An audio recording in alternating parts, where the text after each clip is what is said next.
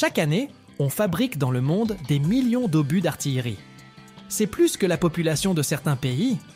En masse, cela représente des milliers de tonnes d'acier transformées en armes capables de changer le cours de l'histoire. Mais comment, à partir d'un cylindre de métal inerte, naît un mécanisme si précis qu'une erreur d'1 millimètre peut coûter une vie? Dans cette vidéo, on va franchir les portes d'un univers où les caméras ne sont presque jamais admises. Des fours chauffés à plus de 1200 degrés, des presses hydrauliques qui écrasent l'acier comme de la pâte à modeler, et des secrets explosifs, enfouis dans le silence d'ateliers spéciaux. Reste bien avec nous. Tu vas découvrir ce qu'on ne montre jamais au public.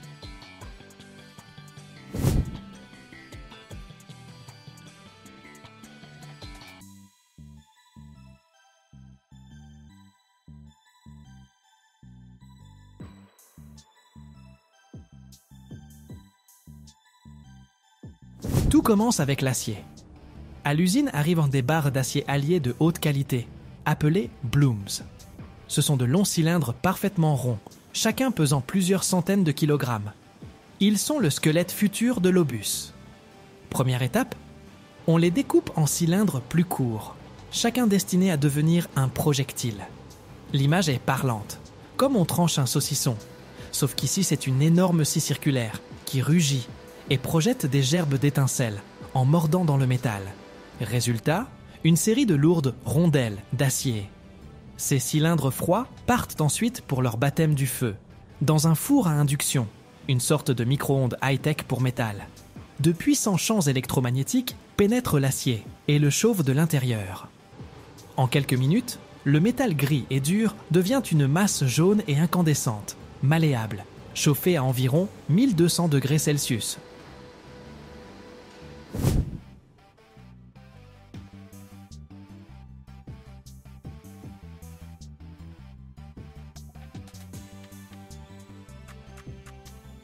Une fois portée à l'état de pâte, la pièce est saisie par un robot et glissée dans une presse hydraulique. D'abord, la presse perce la pièce pour y créer une cavité profonde.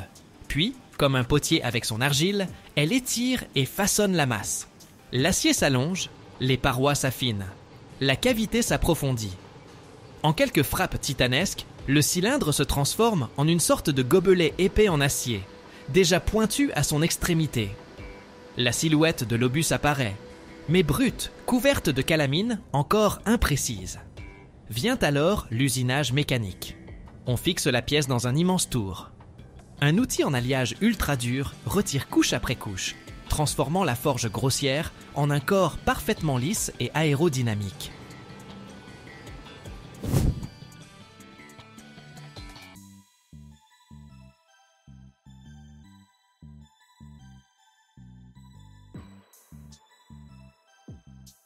Les tours à commande numérique usinent l'obus avec une précision de l'ordre du centième de millimètre.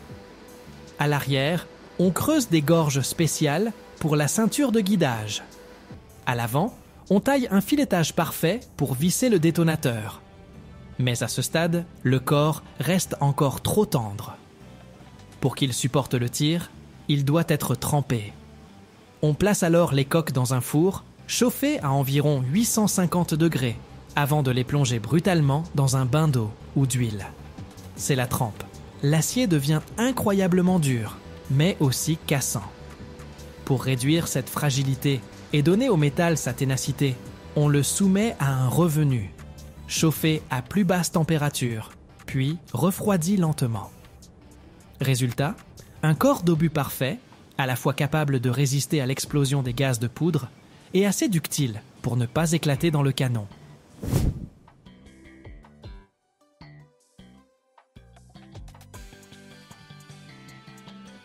Mais une coque vide, même solide, ne sert à rien. Commence l'étape la plus dangereuse, le chargement explosif. Dans un atelier séparé, sécurisé au maximum, on introduit la charge, souvent du trinitrotoluène, le fameux TNT, ou ses mélanges. À l'état brut, c'est une matière solide, en flocons jaunâtres ou en granulés. Pour remplir l'obus, on le fait fondre doucement dans des cuves à double paroi chauffées à la vapeur, permettant une température parfaitement contrôlée. Trop chauffé, et c'est la catastrophe. Les coques, nettoyés à la perfection, sont disposés en rangées et remplis lentement de cette masse liquide explosive. L'opération est volontairement lente pour éviter les bulles d'air qui rendraient la détonation instable. Une fois remplis, les obus passent un long refroidissement contrôlé pour que l'explosif devienne un bloc homogène, sans fissure ni vide.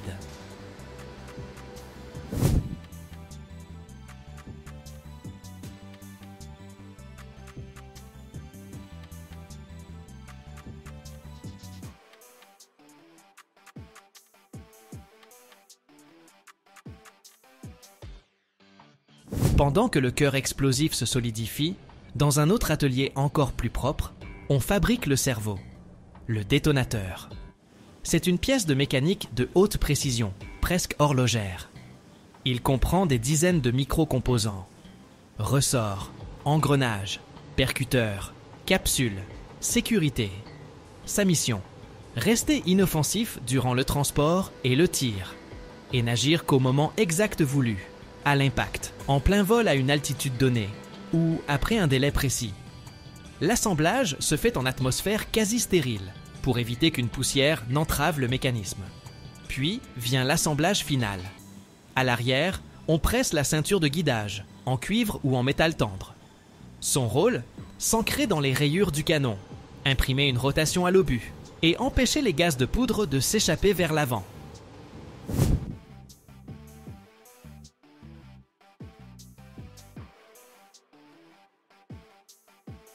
Ensuite, à l'avant, on visse avec soin le détonateur terminé. Les obus sont ensuite peints en couleur de camouflage standard, souvent gris-olive, puis marqués de chiffres et inscriptions blanches ou jaunes. Ce ne sont pas de simples marquages, c'est le passeport de l'obus, calibre, type d'explosif, lot de fabrication, année de production, des données vitales pour les artilleurs. Les obus finis sont rangés avec précaution dans des caisses en bois renforcées ou des tubes étanches pour les protéger de l'humidité et des chocs. La fabrication des mortiers est proche, mais avec des spécificités. Leurs corps sont souvent en fonte moulée, car la pression dans un canon de mortier est bien plus basse. Leur forme est plus simple, en gouttes d'eau. Et surtout, à l'arrière, on fixe un stabilisateur, un empennage muni d'ailettes qui stabilise la trajectoire, comme les plumes d'une flèche.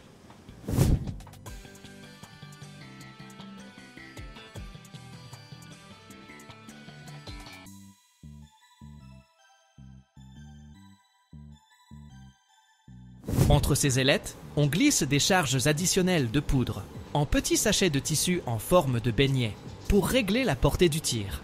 Et voilà, après ce long parcours, du cylindre d'acier brut au four rugissant, aux presses colossales, aux tours ultra précis et au silence dangereux des ateliers chimiques, naît un objet au sommet de l'ingénierie destructrice.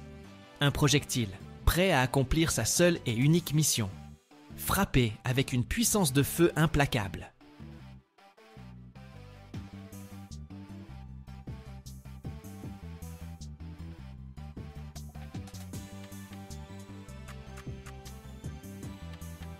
Chaque année, des milliers de kilomètres d'asphalte neuf sont posés dans le monde. Mais peu de gens savent qu'une grande partie de ce revêtement naît pour la seconde fois. Les vieilles routes ne disparaissent pas simplement. Elles renaissent dans de nouvelles autoroutes, parfois à des milliers de kilomètres de leur première vie. Ici, travaillent des carrières gigantesques, des explosifs, des tombereaux aux roues plus hautes qu'un homme, des usines où la pierre et le bitume se rencontrent dans un feu de 150 degrés. C'est l'histoire de la manière dont la magie de l'ingénierie et un écosystème industriel ferment la boucle, économisant des milliards et les ressources de la planète. Regardez jusqu'à la fin et vous découvrirez ce qui n'est écrit dans aucun manuel.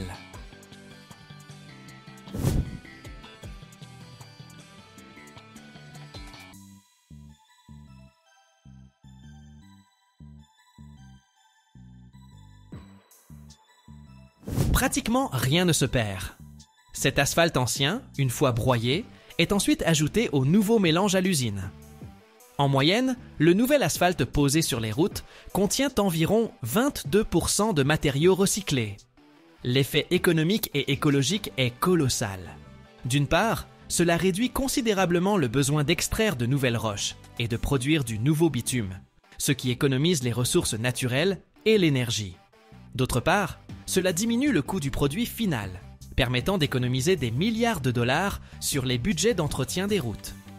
Ainsi, chaque trajet en voiture est un voyage sur un produit d'ingénierie complexe, qui non seulement supporte des charges énormes, mais est aussi un exemple éclatant d'un écosystème industriel où l'ancien se régénère constamment en nouveau, fermant la boucle et rendant les infrastructures du pays un peu plus durables.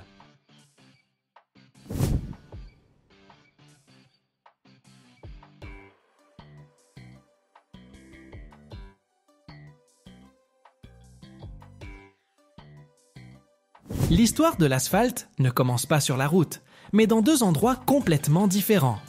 Le premier, c'est une carrière. Une immense blessure à la surface de la Terre, où l'on extrait la roche. Tout commence par une forte explosion qui fait trembler le sol à des kilomètres à la ronde. D'énormes blocs se détachent de la paroi rocheuse. Ensuite, des tombereaux géants, dont les roues sont plus hautes qu'un homme, entrent en action et transportent ces blocs de pierre jusqu'au concasseur primaire. C'est un monstre de métal qui, avec ses mâchoires d'acier, écrase avec une force incroyable d'énormes rochers en plus petits morceaux. Mais ce n'est que le début. Cette pierre passe ensuite par toute une série de concasseurs et de cribles, de gigantesques tamis vibrants. Le but de ce processus n'est pas seulement de broyer la roche, mais aussi de la trier méticuleusement par taille. Le résultat, ce sont des montagnes entières de roches propres et triées, que l'on appelle les granulats. On y trouve de tout, des grosses pierres de la taille d'un poing à de fins gravillons, et même une poussière semblable à du sable. Chaque fraction est stockée dans un tas séparé.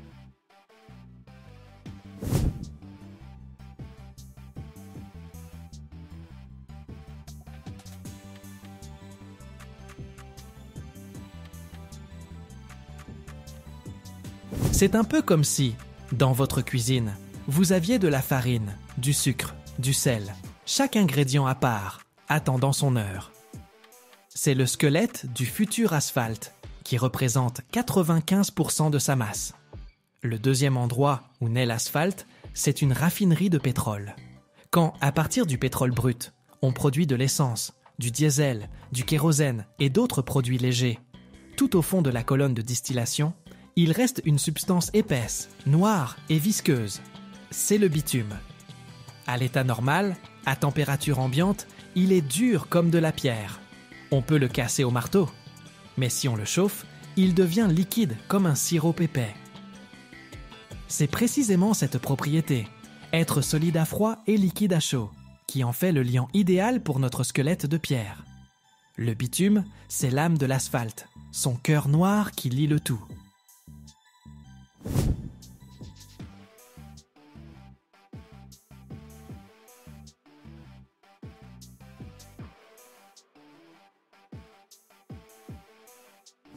Et maintenant, transportons-nous à la centrale d'enrobage. C'est l'endroit où tous les ingrédients se rencontrent. De loin, ça ressemble à un jeu de construction métallique complexe et enchevêtré. De hautes tours silos, des convoyeurs à bandes sans fin, des tuyaux, des citernes et une tour centrale d'où s'échappe de la fumée. C'est une véritable usine qui fonctionne comme un organisme unique et bien huilé.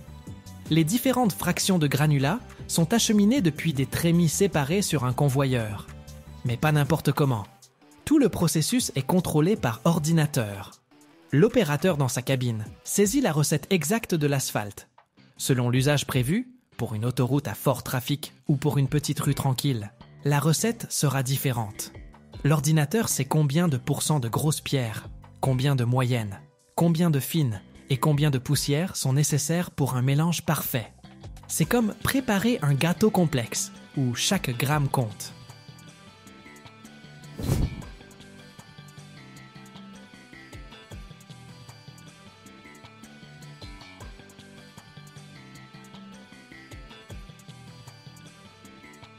Ce mélange de pierres entame son voyage vers le haut, sur un long convoyeur incliné, et pénètre au cœur de l'usine, le tambour sécheur.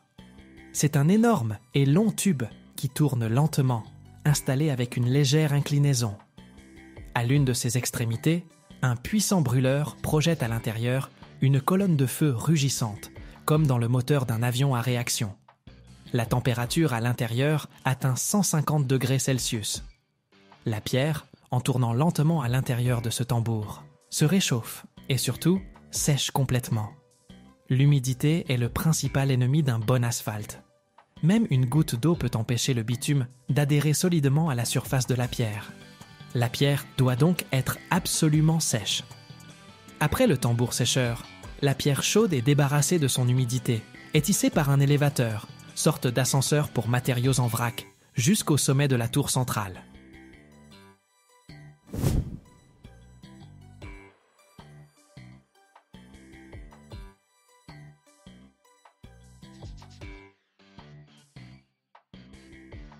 Là, elle passe à nouveau à travers un système de tamis pour un dernier tri de contrôle et tombe dans des trémies pour matériaux chauds. Parallèlement, dans des citernes spéciales calorifugées, on chauffe notre liant noir, le bitume. Il est également porté à haute température pour devenir fluide et liquide. Et voici le point culminant. L'ordinateur donne à nouveau l'ordre.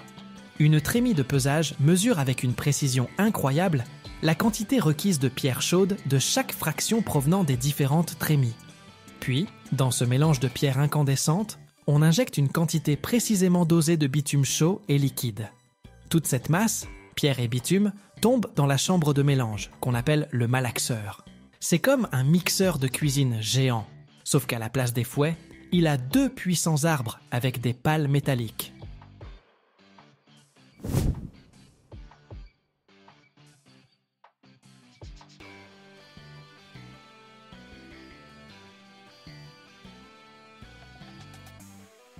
Ces pales brassent la masse incandescente avec une force énorme. Et en moins d'une minute, chaque caillou, chaque grain de sable est recouvert d'un film fin et brillant de bitume noir. De la chambre sort l'asphalte fini, une masse homogène, fumante, noire, avec une odeur huileuse caractéristique. Maintenant, ce produit chaud et fraîchement préparé doit être conservé jusqu'au moment du chargement. Il est tissé et versé dans des silos de stockage spéciaux, calorifugés. Ils ressemblent à des thermos géants qui peuvent garder l'asphalte chaud pendant de nombreuses heures, parfois même des jours. Des tombereaux se gardent sous ces silos. La trappe s'ouvre avec un claquement sonore et dans la benne du camion, avec un rugissement et un nuage de vapeur, se déversent plusieurs tonnes d'asphalte chaud. La benne est obligatoirement recouverte d'une bâche pour conserver la précieuse chaleur pendant le transport jusqu'au site de pose. Sur le chantier commence l'acte final de cette pièce. Le tombereau décharge lentement le mélange chaud dans la trémie d'une machine spéciale, le finisseur.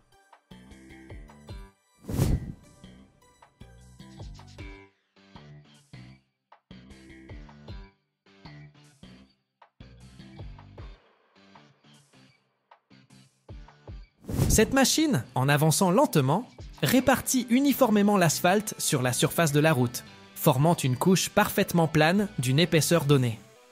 À l'arrière du finisseur se trouve une lourde plaque chauffée, appelée la table de lissage. Elle effectue un premier compactage et donne à la surface sa première finesse. Mais l'asphalte est encore mou et meuble. Pour qu'il devienne solide, il faut le compacter. Juste derrière le finisseur suit toute une flotte de lourds rouleaux compresseurs. D'abord viennent les grands cylindres d'acier qui, par leur énorme pression, expulsent l'air du mélange d'asphalte et forcent les cailloux à se serrer les uns contre les autres. Ensuite, des rouleaux à pneus peuvent être utilisés, qui pétrissent la surface, la rendant encore plus dense. Et à l'étape finale, des rouleaux lisses en acier passent à nouveau pour donner à la route sa finesse définitive.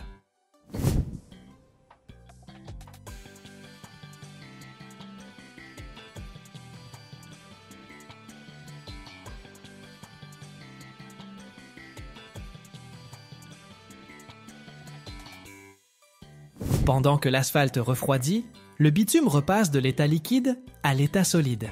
Il colle à jamais tous les granulats entre eux, transformant le mélange meuble en un monolithe solide et imperméable.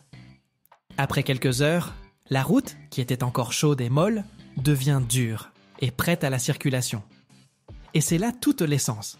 De l'explosion dans la carrière aux lourds rouleaux compresseurs sur la route, chaque étape de ce processus vise à créer un revêtement durable et fiable qui supportera des milliers de véhicules chaque jour.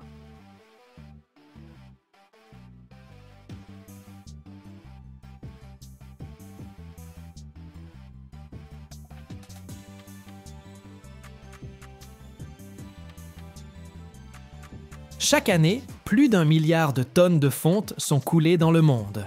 Mais d'où vient ce métal de feu? Imaginez un four gigantesque, haut comme un immeuble de 35 étages, qui ne dort jamais. Ses entrailles brillent comme le noyau de la Terre.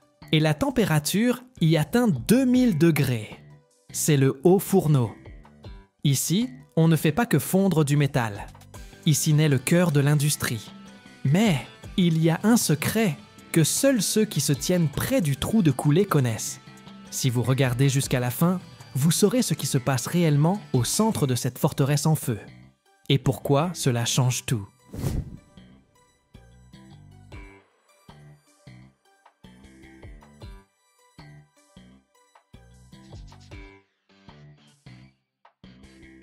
Imaginez une tour colossale, plus haute qu'un gratte-ciel de 35 étages.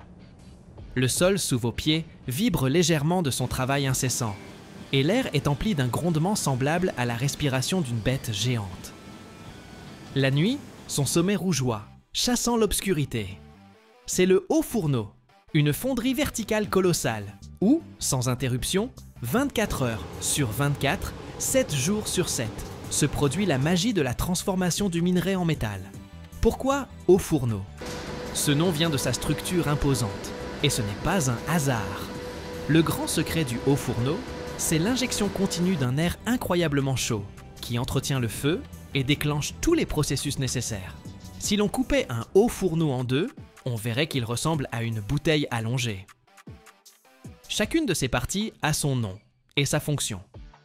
Les parois du haut fourneau sont revêtues de l'intérieur de briques réfractaires spéciales, capables de résister à des températures qui feraient fondre la pierre.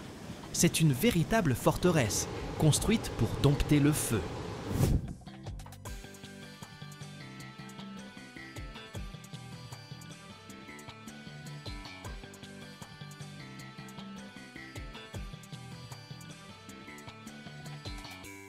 Alors, que jette-t-on dans cette gueule ardente? Le processus ressemble à la préparation d'un plat selon une recette très stricte. Le mélange d'ingrédients chargés dans le four s'appelle la charge.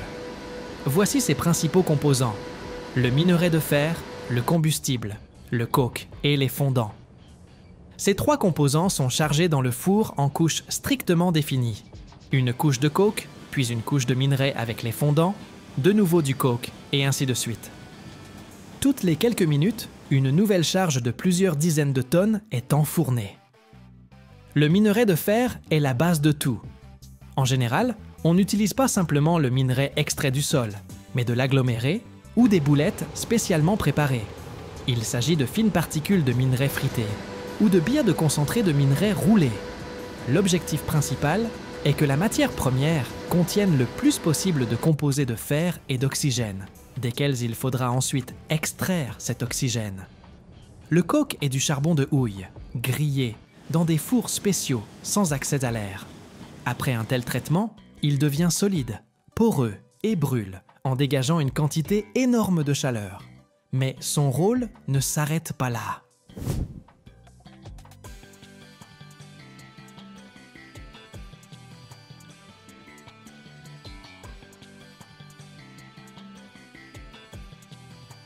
Le carbone, qui compose le coke, est le principal magicien qui transforme le minerai en métal.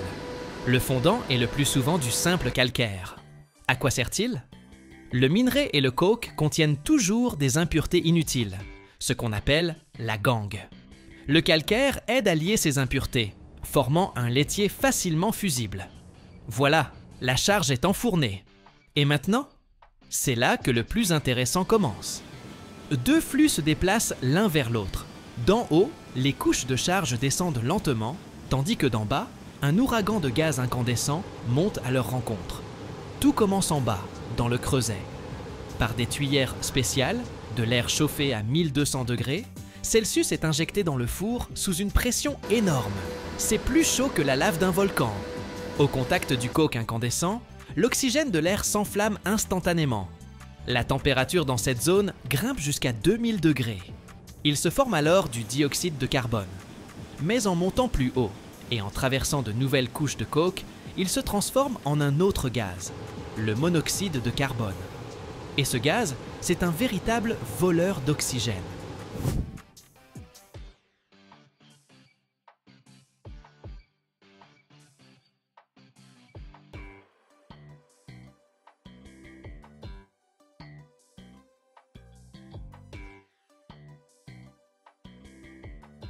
En s'élevant de plus en plus haut dans la cuve du four, ce flux de gaz incandescent enveloppe les morceaux de minerai et commence à en arracher avidement l'oxygène, laissant derrière lui du fer réduit et spongieux.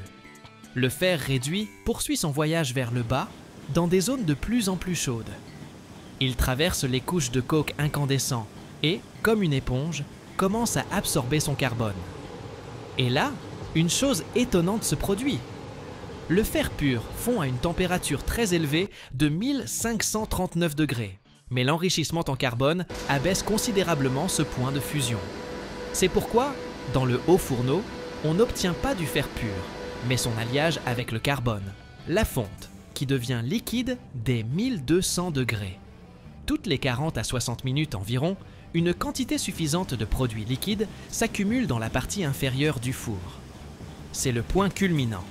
Un spectacle envoûtant.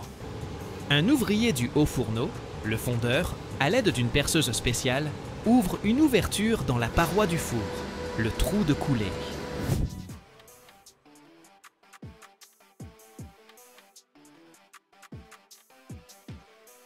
D'abord, on évacue le laitier. Il est plus léger que la fonte. Il flotte donc à la surface. C'est une masse en fusion, semblable à de la lave, qui s'écoule dans des poches spéciales. Et puis, ensuite, on ouvre le trou de coulée de la fonte. Et de là, avec un rugissement, jaillit un flot éblouissant et scintillant de métal en fusion. C'est la rivière de feu. La température de ce flot est d'environ 1500 degrés. Il s'écoule par des rigoles spéciales, inondant tout de sa lumière aveuglante, et remplit des poches gigantesques, semblables à des wagons-citernes. Chacune de ces poches contient des centaines de tonnes de métal liquide. Ensuite, la fonte poursuivra sa prochaine étape. Soit elle sera coulée dans des moules, soit, ce qui est plus fréquent, elle sera envoyée pour être transformée en acier. Le haut fourneau est une production étonnante qui ne donne pas seulement de la fonte. Les sous-produits sont tout aussi importants. Le laitier de haut fourneau, que nous avons déjà mentionné, devient après refroidissement et broyage une matière première précieuse pour la production de ciment, de blocs de construction et de revêtements routiers. Le gaz de haut fourneau qui sort du four n'est pas rejeté dans l'atmosphère. Il est dépoussiéré et utilisé comme combustible pour chauffer ce même air qui est injecté dans le four. On obtient ainsi une sorte de cycle fermé qui rend le processus plus économique.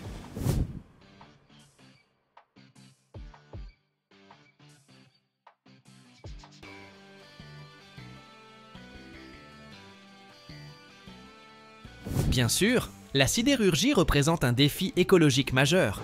Cependant, les technologies modernes ne cessent d'évoluer. Lors de la modernisation des hauts fourneaux, on installe de puissants filtres et systèmes de dépollution qui capturent la poussière et les gaz nocifs. Les scientifiques et les ingénieurs du monde entier travaillent à la création de technologies vertes. Par exemple, l'utilisation de l'hydrogène à la place du coke pour rendre la production de métal plus propre. Mais pour l'instant, le haut fourneau reste le roi de la sidérurgie.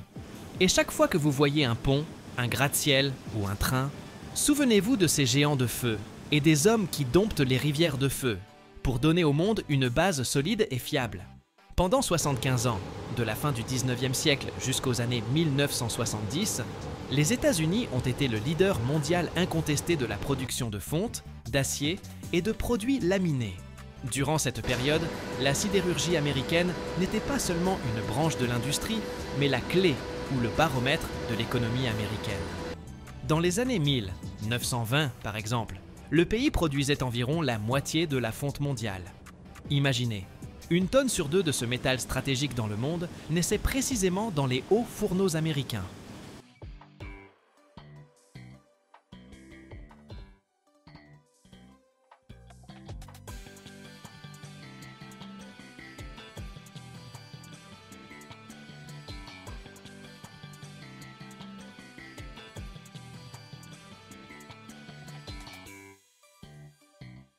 Chaque heure, des géants d'acier prennent la mer. Pétroliers, plateformes de forage, paquebots de croisière. Mais vous êtes-vous déjà demandé ce qui maintient ces monstres en place au milieu de l'océan? Ce sont des chaînes. Pas des jouets, non. Des chaînes où un seul maillon pèse 1 demi-tonne et supporte une charge équivalente à 3 Boeing 747. Mais comment crée-t-on un serpent de métal de 400 mètres de long, qui ne craint ni la glace ni la tempête? Dans cette vidéo, vous allez découvrir les ateliers les plus ardents. La soudure par étincelage, qui tient plus de l'explosion que de l'assemblage, et le secret que recèle chaque maillon. Restez jusqu'à la fin. Vous verrez ce qui reste habituellement derrière les portes closes de l'usine.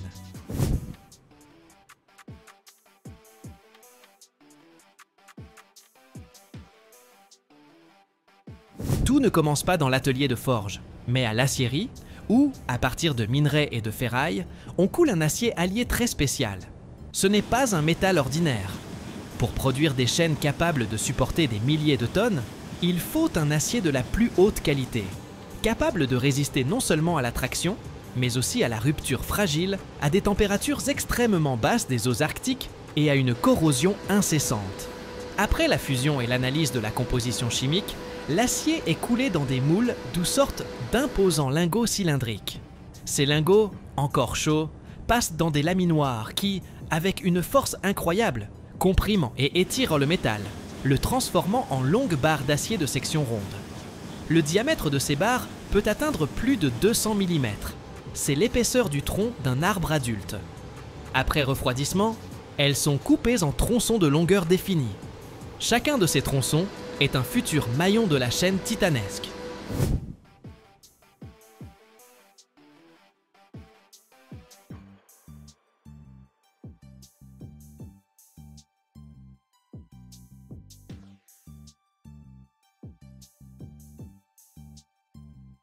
L'atelier de production est le royaume du feu et du métal. L'air y est saturé du vrombissement des machines et de l'odeur âcre de l'acier incandescent. C'est ici que se produit le processus magique de transformation d'une barre droite en un maillon courbé et fermé.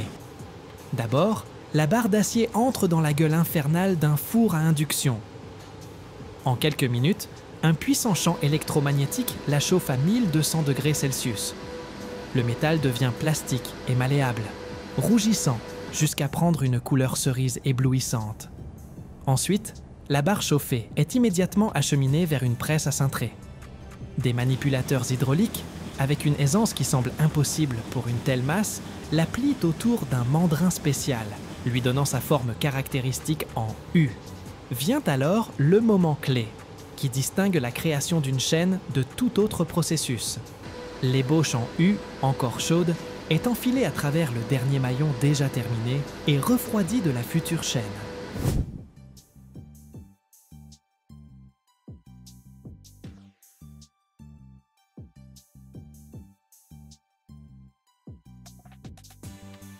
Ainsi, les maillons sont assemblés les uns aux autres, formant un fil de métal continu. Après quoi, les extrémités de l'ébauche en U sont rapprochées et fermement serrées dans les mâchoires de cuivre géantes de la machine à souder. Le processus de soudage par étincelage commence. Un courant électrique d'une intensité énorme traverse le point de contact. Le métal au point de jonction fond instantanément, accompagné d'un éclair aveuglant et d'une gerbe d'étincelles. À ce moment, une presse hydraulique, avec une force de plusieurs centaines de tonnes, comprime les extrémités fondues, les fusionnant littéralement au niveau moléculaire en un tout unique. Au niveau de la soudure, se forme un surplus de métal, la bavure, qui est immédiatement cisaillée par des outils spéciaux pendant que le maillon est encore chaud.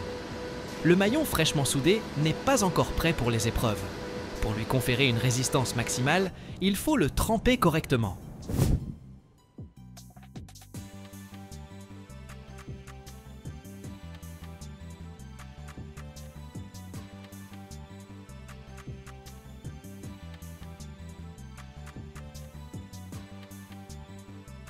Alors que le maillon conserve encore une température élevée après la soudure, on y insère une entretoise spéciale au centre. Cette pièce transversale ne donne pas seulement au maillon une rigidité supplémentaire, mais, ce qui est le plus important, elle empêche sa déformation et son enchevêtrement pendant l'exploitation. Après l'installation de l'entretoise, la chaîne entière, ou ses sections de plusieurs dizaines de mètres, subissent un traitement thermique. On la chauffe à nouveau à une température précisément définie, puis on la refroidit brusquement dans un immense bassin d'eau.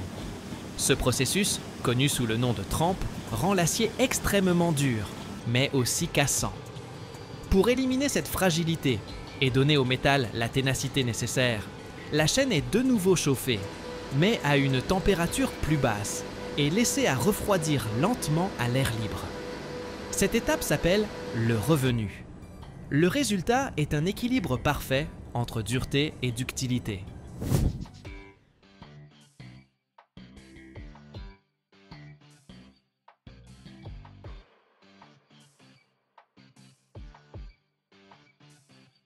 Aucun maître de cette chaîne gigantesque ne quitte l'usine sans avoir passé une série de tests des plus rigoureux. C'est la garantie qu'elle ne faillira pas au moment critique. D'abord, toute la chaîne est soumise à un test de charge d'épreuve. Elle est fixée dans une machine d'essai spéciale, un banc hydraulique géant de plusieurs dizaines de mètres de long. La machine commence à étirer la chaîne avec une force qui dépasse largement sa charge de travail nominale. Pendant ce processus, chaque maillon, chaque soudure, subit une contrainte colossale. Les inspecteurs examinent attentivement la chaîne à la recherche du moindre signe de déformation ou de micro-fissure. Mais le test le plus spectaculaire est l'essai de rupture. On prélève un échantillon de quelques maillons de la chaîne finie. On le place sur le même banc et on le tire jusqu'à ce qu'il se brise. La force enregistrée au moment de la rupture doit être plusieurs fois supérieure aux exigences minimales des normes.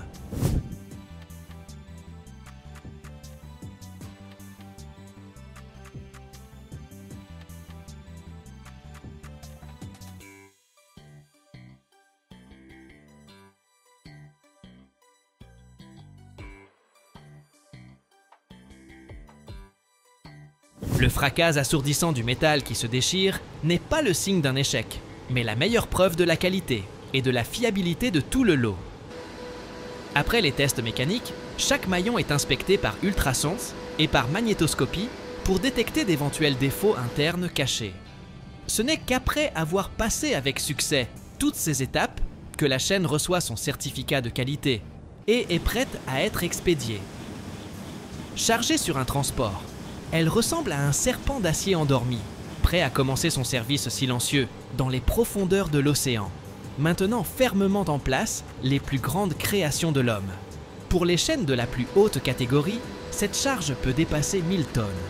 Cela signifie qu'on étire la chaîne avec une force équivalente au poids de 3 Boeing 747.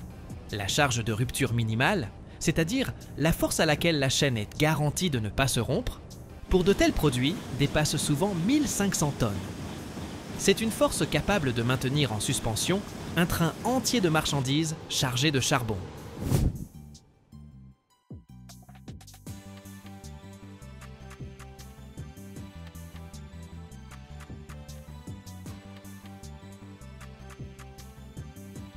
Derrière chaque maillon géant se cache un univers de chiffres impressionnants qui aident à prendre conscience de la véritable échelle et de la puissance de ces produits.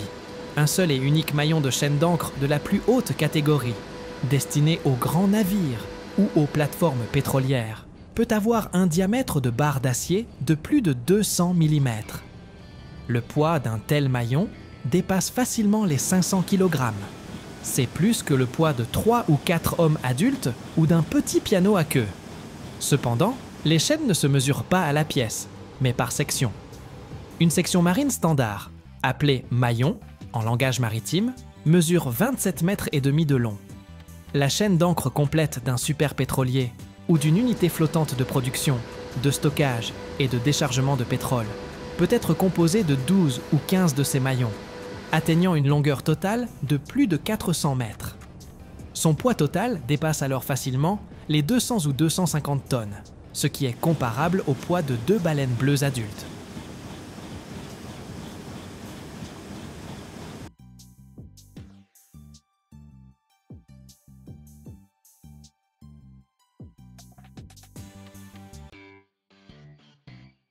Chaque année, plus de 2 milliards d'ampoules sont fabriquées dans le monde. Mais peu de gens soupçonnent qu'à l'intérieur de cette simple poire de verre se cache une température de plus de 3000 degrés, du vide, un gaz inerte et une spirale plus fine qu'un cheveu. Son parcours commence dans les fours, où le sable se transforme en verre incandescent, et se termine dans une chambre de test, où chaque ampoule doit s'allumer du premier coup. Mais il y a un moment dans la production qui est soigneusement gardé secret. Si vous restez jusqu'à la fin, vous découvrirez le grand mystère de ce qui se passe réellement à l'intérieur d'une ampoule au moment où on l'allume.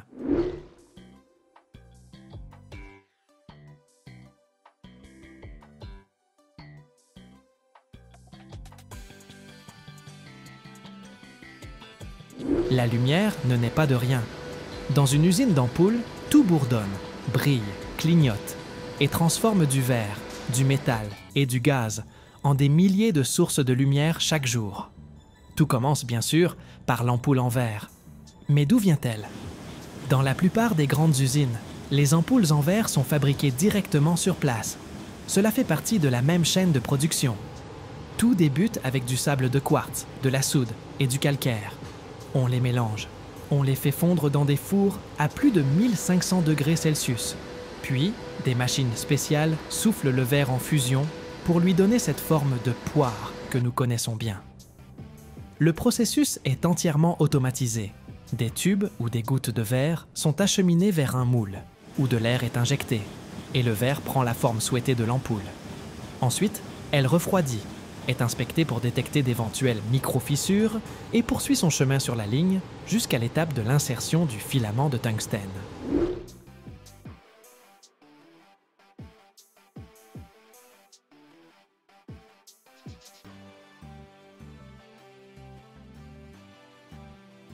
Si l'usine est plus petite ou qu'elle sous-traite, les ampoules sont alors achetées auprès de verreries spécialisées qui fournissent des pièces standardisées, en grande quantité, dans des emballages.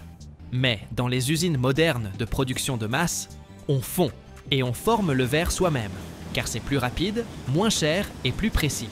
D'abord, les tubes sont chauffés dans des sections de four avec des brûleurs ouverts. Un flux d'air chaud et de flammes s'enroule autour du verre jusqu'à ce qu'il se mette à luire d'un orange vif, comme du métal chauffé à blanc. La température dépasse les 1000 degrés. Le verre devient mou, comme du cuivre sur une enclume. Et là, l'automatisme entre en jeu. Des pinces rotatives saisissent le tube, coupent la longueur nécessaire, et une machine souffleuse, c'est comme ça qu'on l'appelle parfois dans les usines, injecte de l'air dans le verre. La goutte de verre molle et chauffée commence à se gonfler à l'intérieur d'un moule métallique, jusqu'à prendre la forme familière de l'ampoule en poire.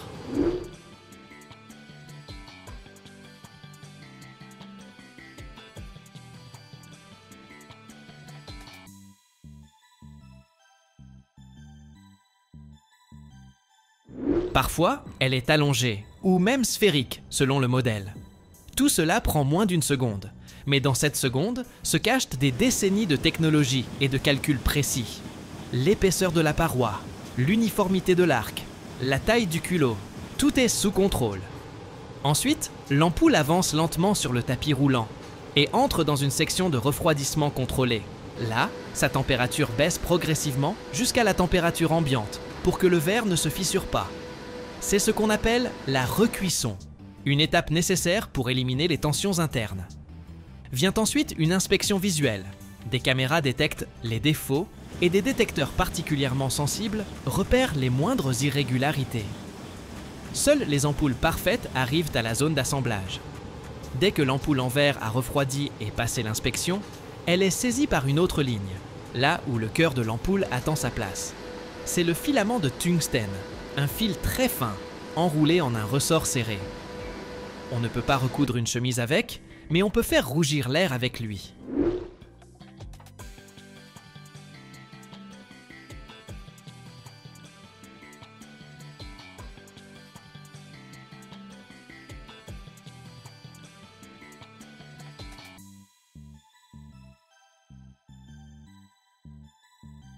Le tungstène, c'est un métal lourd, réfractaire, avec une température de fusion de plus de 3400 degrés. C'est précisément pour ça qu'il est là. Lui seul peut supporter une chaleur de plus de 2500 degrés, au cœur de l'ampoule sans fondre. Le petit ressort est formé à partir d'un fil de tungstène de quelques microns sur des bobineuses spéciales. Des dizaines de mètres de fil sont enroulés automatiquement. Ensuite, les filaments de tungstène sont montés sur 2 supports en nickel qui descendent vers la base. Ces supports sont soudés au contact. Ce sont eux qui laissent passer le courant qui va faire rougir la spirale. Ça a l'air simple, mais ici, tout est d'une précision extrême. La distance entre les spires, la longueur uniforme du filament, la symétrie. Car le moindre déséquilibre produirait une lumière incorrecte, une chaleur inégale et grillerait prématurément. Pendant que le filament est préparé, l'ampoule en verre est ouverte et nettoyée par un flux spécial d'azote sec ou d'air sous pression, car la moindre poussière pourrait devenir un point faible. L'ampoule est un microsystème fermé et sa propreté doit être parfaite.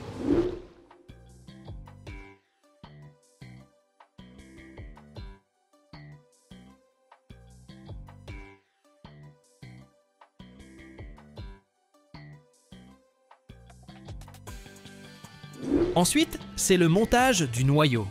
Le filament de tungstène avec ses tiges est inséré dans la partie inférieure de l'ampoule, le pied, qui a été préalablement fabriqué en verre résistant à la chaleur. Ici, la mécanique et la résistance thermique se rencontrent. C'est l'endroit où le verre, le métal et le gaz sont en contact, et il doit supporter des dizaines d'allumages par jour pendant des mois. Maintenant, on fait le vide. L'ampoule est encore ouverte. À travers un étroit orifice technique dans le bulbe, on introduit un tube qu'on connecte à une pompe à vide. Tout le superflu, oxygène, humidité, micro-poussière, est aspiré hors de l'ampoule et la pression chute presque à zéro. Ensuite, on injecte un gaz inerte dans l'ampoule, généralement de l'argon ou un mélange d'argon et d'azote. Ils protègent le filament de tungstène de l'oxydation et lui permettent de vivre plus longtemps. Et ce n'est qu'après cela que l'ampoule en verre est scellée hermétiquement, en chauffant le col du bulbe jusqu'à ce qu'il ramollisse. Il se soude alors à la base où le culot est déjà installé.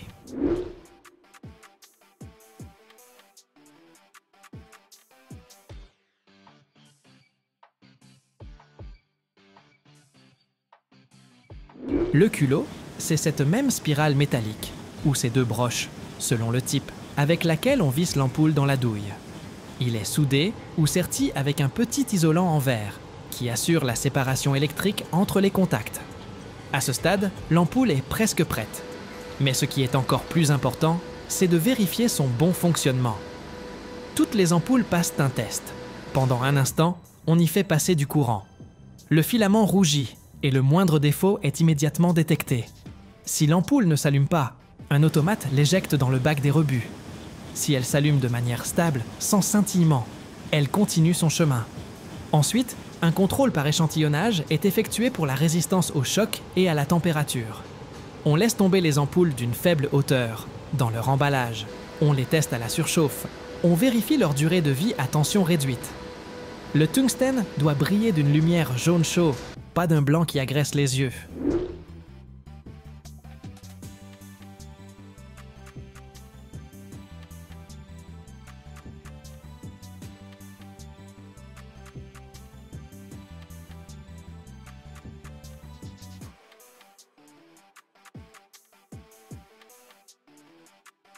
L'emballage, lui aussi, est automatique. Les ampoules sont triées, insérées dans des étuis en carton ou des alvéoles en plastique qui les protègent des chocs. Tout cela en quelques minutes. Du tube de verre à l'ampoule finie, il ne s'écoule que 3 à 5 minutes. Certaines lignes modernes produisent 6000 ampoules à l'heure, sans jamais s'arrêter. Et quand, au supermarché, vous prenez une simple ampoule, lisse, légère, transparente, tout ce parcours se cache à l'intérieur. Le verre, le feu, le gaz, le métal, l'automatisation, la précision. Et tout ça pour apporter de la lumière dans une seule pièce.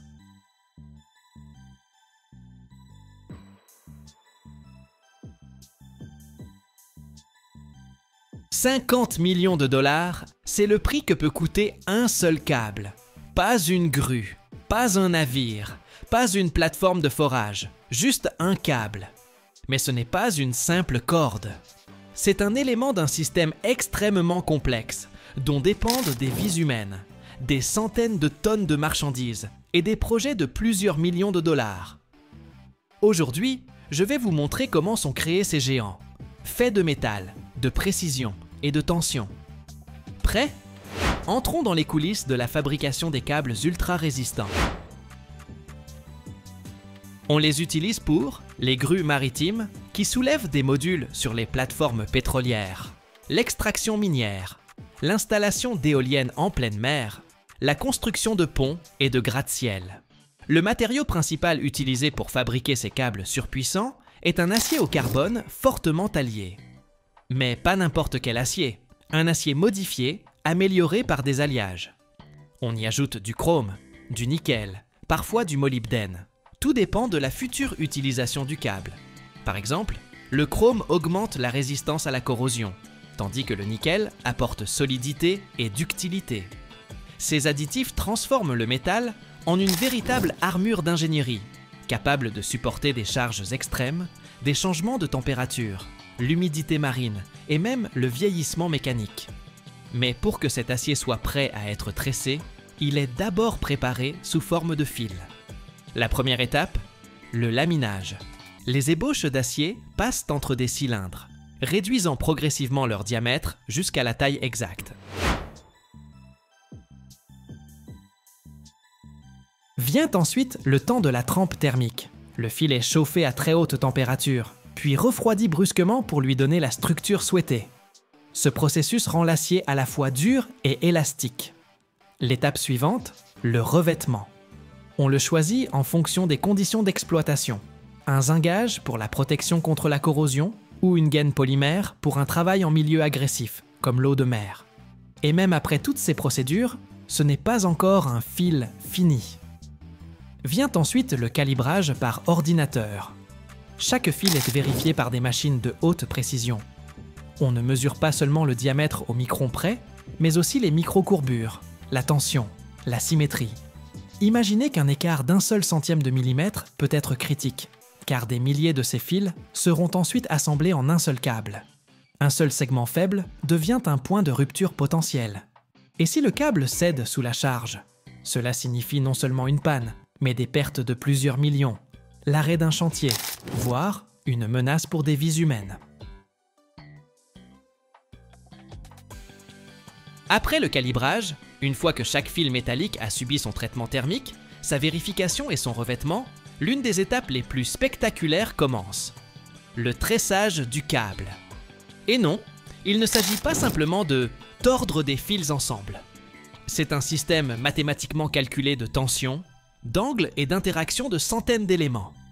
La base de chaque câble est son âme. Elle peut être en acier ou en fibres organiques, selon l'usage. C'est autour d'elle que les spirales de fils d'acier sont déposées en couches successives. Chaque couche contient des dizaines, voire des centaines de fils, tous entrelacés dans un ordre strict. L'objectif principal est de répartir la charge uniformément sur toute la longueur et d'éviter les points faibles. Chaque câble a sa propre configuration, l'angle de torsion, le nombre de couches, la forme du profil. Pour plus de flexibilité, on utilise plus de fils fins. Pour plus de rigidité, moins, mais plus épais. Par exemple, un câble destiné à lever des équipements de forage doit résister non seulement à la traction, mais aussi à la torsion. Sa construction est donc bien plus complexe. Le tressage se fait sur de gigantesques machines carrousel. Elles tournent lentement, tout en tirant les fils de dizaines de bobines. Une seule de ces machines peut assembler un câble de plus de 100 mètres de long. En même temps, chaque fil est tendu, avec une force précisément définie. Un système automatique régule cette tension en temps réel. Si un seul fil est tordu, trop tendu ou, au contraire, lâche, le câble peut perdre de sa résistance ou ne pas passer la certification. Tout le processus de tressage est accompagné d'une surveillance continue. Des capteurs enregistrent même les vibrations. En cas de défaillance, l'automate s'arrête. Le contrôle humain est minimal ici. Des spécialistes surveillent simplement la synchronisation générale et n'interviennent qu'en cas de situation anormale.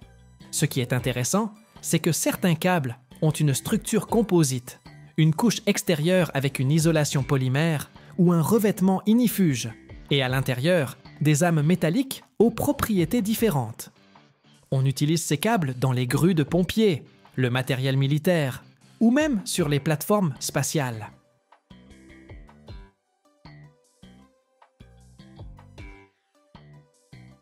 Une fois le tressage terminé, le câble n'est pas encore considéré comme prêt à l'emploi.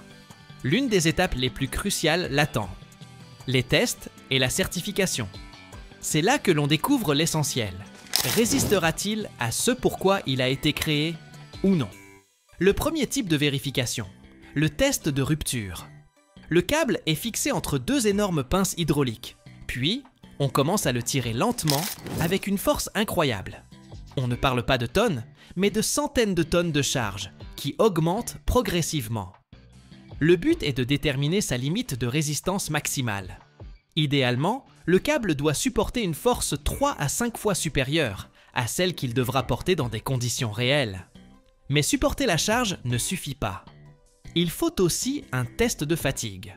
Le câble est tendu et relâché à plusieurs reprises, simulant des cycles de travail réels, par exemple sur une grue de chantier ou une plateforme de forage.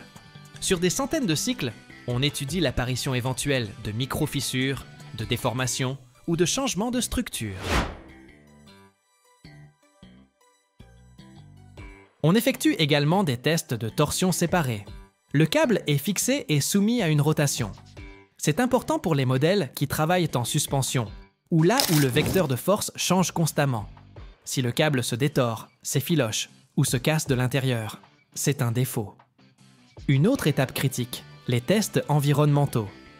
Le câble est immergé dans de l'eau salée, refroidi à moins 40 degrés Celsius, ou, au contraire, chauffé à 100 degrés. Certains subissent des tests de résistance aux rayons ultraviolets, aux produits chimiques ou même au feu. Car dans le cas des grues maritimes ou des mines, les conditions d'exploitation sont extrêmes. Et après tout cela, seuls quelques câbles obtiennent des certificats de niveau international. Par exemple, le Lloyd's Register ou le DNV-GL. Ces documents attestent que le câble peut être utilisé dans la construction navale, sur les plateformes pétrolières ou dans l'industrie de la défense. Chaque câble porte un numéro individuel, lié au protocole de test. Dans certains cas, on indique même son pedigree, c'est-à-dire de quelle usine métallurgique provient l'acier de chaque fil. Quand le câble a passé tous les tests, il est enroulé en d'immenses bobines, de 20, 50, voire 100 mètres, et transporté sur des plateformes spéciales. Une seule de ces bobines pèse plusieurs tonnes. Sur site, le câble est monté avec une précision millimétrique, à l'aide de grues hydrauliques, de systèmes d'alignement et de spécialistes qui supervisent chaque étape. Ce n'est qu'après une dernière vérification que le câble est mis en service, et il commence à travailler là où l'erreur n'est pas permise.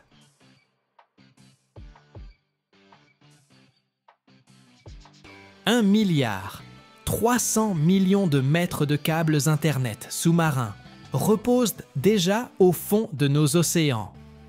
Et chaque année, ce réseau s'étend. Tout ça pour que nous puissions envoyer un message, regarder une vidéo ou passer un appel à travers les continents. Plus de 95% de tout le trafic Internet intercontinental transite par eux chaque jour. Plongés dans les abysses, ils franchissent des dorsales volcaniques, affrontent les requins, les navires et même la géopolitique. Comment crée-t-on ces infrastructures titanesques? Qui conçoit leur tracé? Comment les déploie-t-on au fond des mers, à des profondeurs de plus de 8000 mètres? Et que se passe-t-il lorsqu'un câble est endommagé?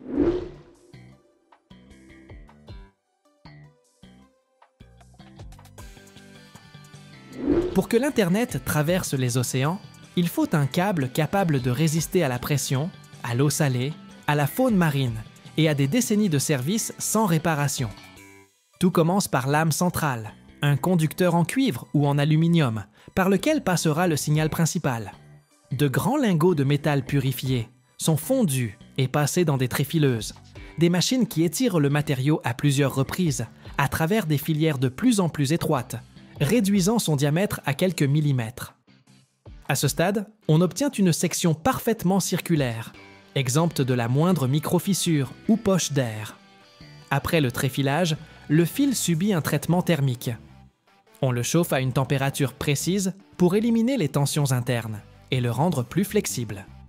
Ensuite, il est nettoyé de ses oxydes, souvent par un procédé chimique ou à l'aide de rouleaux abrasifs.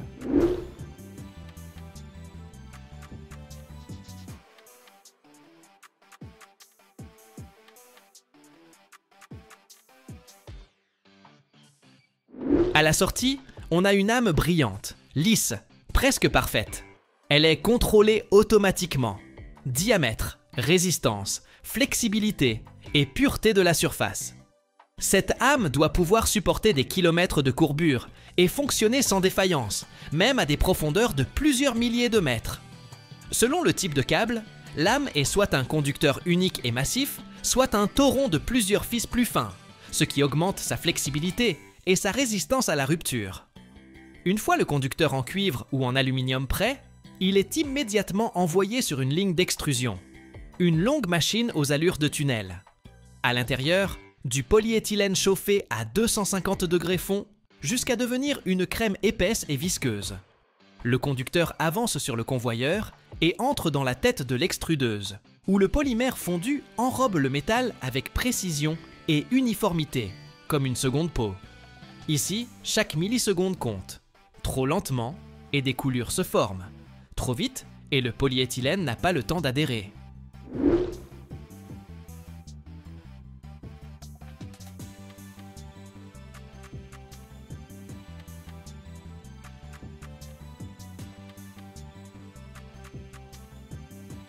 Immédiatement après, le câble plonge dans un bain d'eau de refroidissement, où la couche de polyéthylène durcit rapidement, épousant étroitement le conducteur.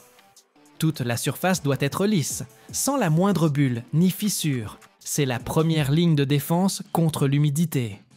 Après refroidissement, c'est l'heure du contrôle. Des lasers mesurent l'épaisseur de l'isolant et des caméras inspectent la surface. Si quelque chose cloche, le câble est coupé et recyclé.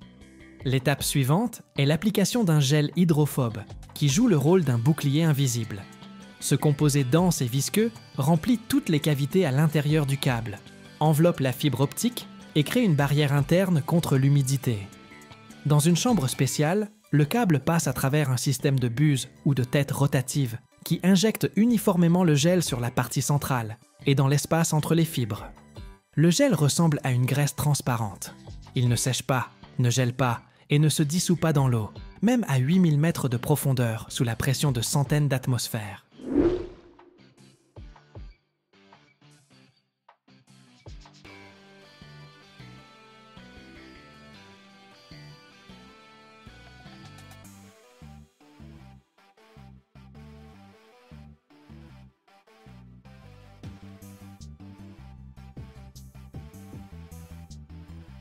Sa principale propriété est de repousser l'eau. Si jamais la gaine du câble venait à être endommagée, le gel se répandrait instantanément et empêcherait l'humidité de pénétrer à l'intérieur, l'empêchant d'atteindre les fibres sensibles. À ce stade, il est aussi crucial que la quantité de gel ne soit ni excessive, ce qui compliquerait la pose des couches suivantes, ni insuffisante, ce qui diminuerait l'efficacité de la protection. Des ordinateurs régulent le dosage avec précision et des opérateurs vérifient visuellement le remplissage et l'homogénéité. Après l'application, un bref refroidissement et une stabilisation. Le câble est maintenant prêt à accueillir son cœur optique, les fibres qui transmettront la lumière d'un continent à l'autre. Ces fibres, généralement entre 4 et 12, sont d'abord groupées en modules. Chaque module est une capsule flexible contenant plusieurs fibres, offrant une protection supplémentaire. Les modules sont très soigneusement disposés en hélice autour de l'âme centrale. Cette configuration permet aux fibres de fléchir sans subir de tension, surtout lors de l'enroulement et de la pose du câble en mer.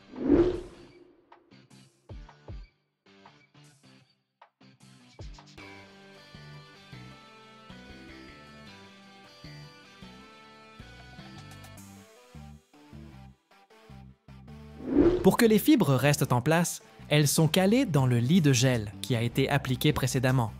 Il n'y a aucune colle, juste un contact étroit et une structure flexible. Il est essentiel qu'aucune fibre ne se croise, ne se brise ou ne se déplace.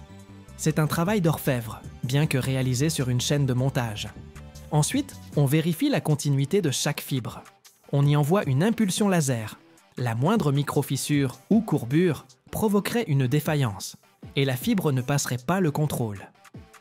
Si tout est bon, la structure passe à l'étape suivante, l'isolation et le blindage supplémentaire. D'abord, une couche de polymère supplémentaire est appliquée sur la structure des fibres optiques, souvent du polyéthylène haute densité ou un autre matériau flexible et imperméable. Elle protège contre les dommages mécaniques, le frottement et l'humidité. Cela se passe à nouveau dans une extrudeuse, similaire à celle où la première couche d'isolant a été appliquée. Le câble traverse le polymère fondu et plonge immédiatement dans un bain de refroidissement.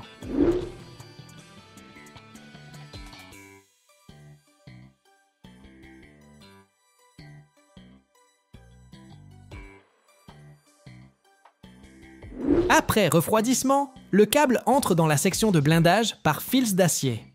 Des machines déposent uniformément des fils ou des rubans d'acier en hélice autour de l'âme déjà isolée. Dans les zones peu profondes, ce blindage est plus épais pour protéger contre les ancres, les filets de pêche et les morsures de requins. En grande profondeur, le blindage est plus fin, voire absent. Après le blindage, une autre gaine extérieure en polymère peut être ajoutée pour sceller l'ensemble de la structure. Les opérateurs inspectent attentivement la surface du câble. L'épaisseur est-elle uniforme? Y a-t-il des éraflures, des bavures, des fissures ou des défauts dans le blindage? Ensuite viennent les tests automatisés. Des lasers scannent l'épaisseur, des caméras enregistrent chaque millimètre. On envoie à nouveau des impulsions lumineuses à travers les fibres. Le signal doit passer sans retard, ni perte. Si un défaut est détecté à ce stade, on le découpe, et les deux extrémités sont raccordées selon une technologie spéciale, créant une jonction parfaitement étanche.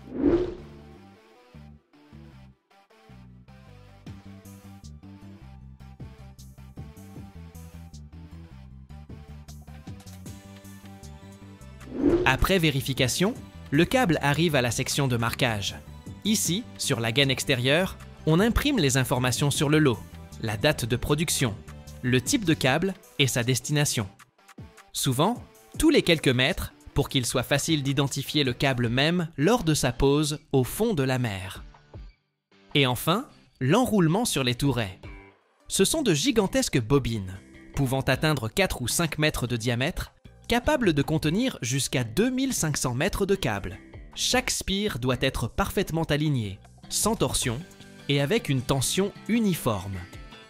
Des systèmes automatiques régulent la vitesse et la force de tension, tandis que les opérateurs supervisent chaque étape. Si le câble est destiné à être posé en mer, les tourets sont immédiatement envoyés sur des navires câbliers, où ils sont installés sur le pont. Sinon, ils sont stockés dans des entrepôts spéciaux, avec contrôle de l'humidité, car même une corrosion mineure pourrait être fatale.